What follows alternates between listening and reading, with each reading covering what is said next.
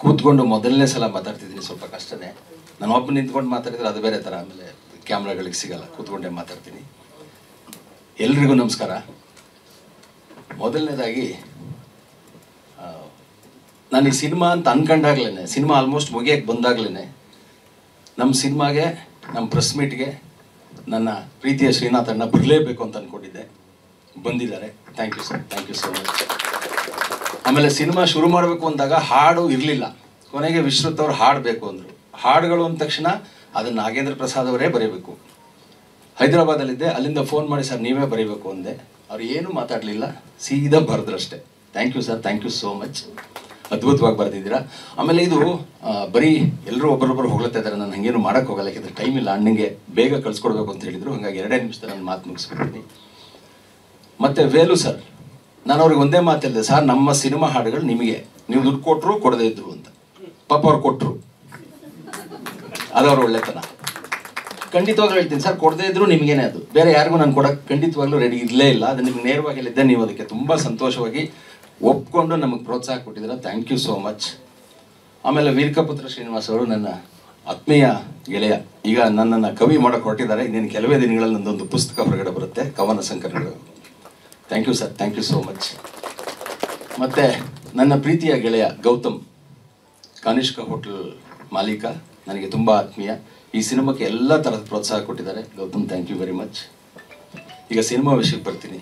ಎಲ್ಲ ಪತ್ರಕರ್ತ ಮಿತ್ರರಿಗೂ ನಮಸ್ಕಾರಗಳು. ಜೊತೆಗೆ ನಾನು ಸುಮ್ಮನೆ ಒಂದು ಮೆಸೇಜ್ ಹಾಕಿದ್ದಕ್ಕೆ, ಗ್ರೂಪ್ಗಳಲ್ಲಿ ಮೆಸೇಜ್ ಹಾಕಿದ್ದಕ್ಕೆ ತುಂಬ ಜನ ನನ್ನ ಸ್ನೇಹಿತರು ಬಂದಿದ್ದಾರೆ. ಕನ್ನಡ ಸತ್ತ ರಂಗಣ್ಣ ಬಂದಿದ್ದಾರೆ, ರವಿಶಂಕರ್ ಸರ್ ಬಂದಿದ್ದಾರೆ, ನಮ್ಮ ರೋಟರಿ ಕ್ಲಬ್ಬಿಂದ ಸುಮಾರು ಜನ ಪ್ರೆಸಿಡೆಂಟ್ಸ್ಗಳು ಬಂದಿದ್ದಾರೆ, ಸೆಕ್ರೆಟರಿಗಳು ಬಂದಿದ್ದಾರೆ. ನಿಮ್ಮೆಲ್ಲರಿಗೂ ನಾನು ಅತ್ಯಂತ ಪ್ರೀತಿಯಿಂದ ನಮಸ್ಕಾರಗಳನ್ನ ಹೇಳ್ತೀನಿ. ಈ ಸಿನಿಮಾ ಏನೋ ದುಡ್ಡು ಮಾಡಬೇಕು ಅಂತ ಮಾಡಿದ ಸಿನಿಮಾ ಏನಲ್ಲ, ಹಂಗಂತ ದುಡ್ಡು ಬೇಡ ಅಂತ ಹೇಳ್ತಿಲ್ಲ. ಅಟ್ ದ ಸೇಮ್ ಟೈಮ್ ಈ ಸಿನಿಮಾ ಯಾರನ್ನೋ ಸ್ಟಾರ್ ಮಾಡೋಕ್ಕೆ ಹೊಟ್ಟಿರೋ ಸಿನಿಮಾನೂ ಅಲ್ಲ. ನಾನು ಯಾವತ್ತೂ ಒಂದು ಪುಸ್ತಕ ಓದಿದರೆ ಆ ಪುಸ್ತಕದಲ್ಲಿ ಏನಾದರೂ ಒಂದು ಸಂದೇಶ ಇರಬೇಕು, ಅಟ್ಲೀಸ್ಟ್ ಓದಿದ ಕೆಲವರು ಮನಸ್ಸಿಗೆ ಮುಟ್ಟಬೇಕು ಅಂತ ಭಾವಿಸೋನು.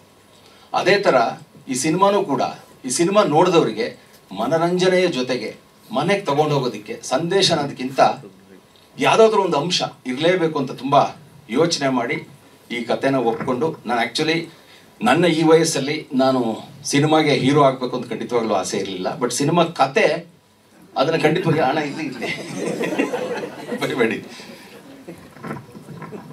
ಏನು ವಯಸ್ಸಾಗಿ ಹೋಗಿದ್ಯಾ? ಇಂಡೈರೆಕ್ಟ್ ನನಗೆ ಹೇಳ್ತಾ ಇದ್ದೀರಾ? ನಾನು ಇನ್ನೂ ಹೀರೋ ಆಗಬೇಕು ಅಂತ ಆಸೆ ಪಡ್ತಾ ಇದ್ದೀನಿ, ಇವರಾಗಲೇ ಅಂದರೆ. ಥ್ಯಾಂಕ್ ಯು ಅಣ್ಣ. ಕತೆಗೆ ಪೂರಕವಾಗಿತ್ತು. ಆ ಪಾತ್ರಕ್ಕೆ ನಾನು ಸೂಟ್ ಆಗ್ತೀನಿ ಅಂತ ನನಗೂ ಅನ್ನಿಸ್ತು, ನಿರ್ದೇಶಕರಿಗೆ ಅನ್ನಿಸ್ತು, ನಮ್ಮ ಕತೆಗಾರರಿಗೆ ಅನ್ನಿಸ್ತು. ಇನ್ನೇನು ನಾನು ಏನು ಬೇಡ ಅನ್ಬೇಕು, ಆಯಿತು ಅಂತ ಒಪ್ಕೊಂಡೆ. ಫಸ್ಟು ಹಾಡಿರಲಿಲ್ಲ, ಹಾಡು ಹಾಕಿದ್ರು, ಆಮೇಲೆ ಡ್ಯಾನ್ಸು ಮಾಡಿಸ್ಬಿಟ್ರು. ಇರಲಿ, ಎಲ್ಲ ಇದೆ, ನೋಡೋಣ ಹೆಂಗಾಗುತ್ತೆ ಅಂತ. ಬಟ್ ಒಂದು ಭರವಸೆ ಅಂತೂ ನನಗಿದೆ, ನಮ್ಮ ಸಿನಿಮಾಗೆ ಬಂದವರಿಗೆ ಬೇಜಾರಾಗಲ್ಲ, ಸಿನಿಮಾ ಮುಗಿಸ್ಕೊಂಡು ಹೋಗುವಾಗ ನಮ್ಗೆ ಯಾರಿಗೂ ಬೈಯಲ್ಲ, ಇಷ್ಟು ಗ್ಯಾರಂಟಿ ಖಂಡಿತವಾಗ್ಲೂ ನನಗಿದೆ. ಆಮೇಲೆ ಸಿನಿಮಾಗೆ ಪರಿಸ್ಥಿತಿ ಹೆಂಗೆಂಗೋ ಇದೆ, ಅದು ಇದು ಏನೇನೋ ಹೇಳ್ತಾರೆ. ಸತ್ಯವಾಗ್ಲೂ ಹೇಳ್ತೀನಿ, ಅದೆಲ್ಲ ತಾತ್ಕಾಲಿಕ. ಕನ್ನಡ ಚಿತ್ರರಂಗ ಮತ್ತೆ ಉತ್ತುಂಗಕ್ಕೆ ಬರುತ್ತೆ, ಕನ್ನಡ ಸಿನಿಮಾಗಳು ಮತ್ತೆ ಗೆಲ್ತವೆ, ಕನ್ನಡ ಪ್ರೇಕ್ಷಕರು ಮತ್ತೆ ಥಿಯೇಟ್ರಿಗೆ ಬಂದೇ ಬರ್ತಾರೆ. ಇದ್ರ ಬಗ್ಗೆ ದೃಢವಾದ ನಂಬಿಕೆ ನನಗಿದೆ. ಅದು ನಮ್ಮ ಸಿನಿಮಾದಿಂದನೇ ಶುರುವಾದರೆ ಇನ್ನೂ ಜಾಸ್ತಿ ಖುಷಿಯಾಗುತ್ತೆ. ಆಮೇಲೆ ಒಂದು ಸಿನಿಮಾ ರಿಲೀಸ್ ಆಗಿದೆ ಅಂತ ಗೊತ್ತಾಗಬೇಕು ಅಂದರೆ ಅದಕ್ಕೆ ಮಾಧ್ಯಮ ಮಿತ್ರರು ಸಹಕಾರ ಕೊಡಲೇಬೇಕು. ಅವರಿಂದನೇ ಒಳ್ಳೇದಿರಲಿ ಕೆಟ್ಟದಿರಲಿ ಗೊತ್ತಾಗೋದು ಮಾಧ್ಯಮದಿಂದನೇ. ನಮ್ಮ ಸಿನಿಮಾ ಈ ಥರ ಒಂದು ಬರ್ತಾ ಇದೆ ಅಂತ ನಮ್ಮ ಸಿನಿಮಾ ಮಾಧ್ಯಮದ ಪತ್ರಕರ್ತರು, ಎಲ್ಲ ಮಾಧ್ಯಮ ಮಿತ್ರರು ಎಷ್ಟು ಜನಕ್ಕೆ ತಲುಪಿಸೋ ಪ್ರಯತ್ನ ಮಾಡ್ತಿರೋ ಅಷ್ಟು ಜನ ಸಿನಿಮಾಗೆ ಬರ್ತಾರೆ. ಅದ್ರ ಶ್ರೇಯ ನಿಮಗೆ ಖಂಡಿತವಾಗ್ಲೂ ಸಲ್ಲುತ್ತೆ. ದಯವಿಟ್ಟು ಆ ಕೆಲಸ ಮಾಡಿ ಅಂತ ಅತ್ಯಂತ ಪ್ರೀತಿಯಿಂದ ಕಳಕಳಿಯಿಂದ ಕೇಳ್ಕೊತಾ ಇದ್ದೀನಿ. ಹಾಗೆ ಇಲ್ಲಿ ಬಂದಿರೋ ಎಲ್ಲರೂ ನಮ್ಮ ಸಿನಿಮಾ ಬಗ್ಗೆ ನಿಮ್ಗೆ ಎಲ್ಲಿ ಅವಕಾಶ ಸಿಗುತ್ತೋ ಅಲ್ಲಿ 4 ಒಳ್ಳೆ ಮಾತಾಡಿದರೆ ವಿಕಾಸ ಪರ್ವ ನಿಜವಾಗ್ಲೂ ಗೆಲ್ಲುತ್ತೆ ಅನ್ನೋ ಭರವಸೆ ನನಗಿದೆ. ಮತ್ತೊಮ್ಮೆ ಜಾಸ್ತಿ ಯಾರ ಬಗ್ಗೆನೂ ಮಾತಾಡದೆ ನಮ್ಮ ಇಡೀ ತಂಡದಲ್ಲಿ ಒಬ್ಬೊಬ್ಬರ ಹೆಸರು ತಗೋತಾ ಹೋದ್ರೆ ಲೇಟ್ ಆಗುತ್ತೆ. ಅಣ್ಣ ಬೈತಿದ್ದೆ ನಂಗೆ ಇಲ್ಲಿ ಪಕ್ಕದಲ್ಲಿ.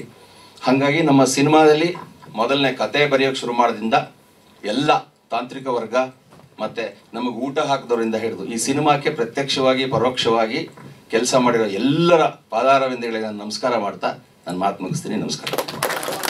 ಸ್ವಾದಿಷ್ಟತೆಯ ಸ್ವಾದ, ತಾಜಾತನದ ಆಹ್ಲಾದ, ಉತ್ತಮ ಆರೋಗ್ಯ ಮತ್ತು ಹೆಚ್ಚಿನ ರೋಗ ನಿರೋಧಕ ಶಕ್ತಿಯ ವೃದ್ಧಿಗೆ ಈಗ ನಿಮಗೆ ಸಿಗುತ್ತಿದೆ ಉತ್ತಮ ಗುಣಮಟ್ಟದ ಪೌಷ್ಟಿಕಾಂಶ Shri Vaidik millet health mix. ಇದು ಸಿರಿಧಾನ್ಯಗಳ ಸಂಪತ್ತು.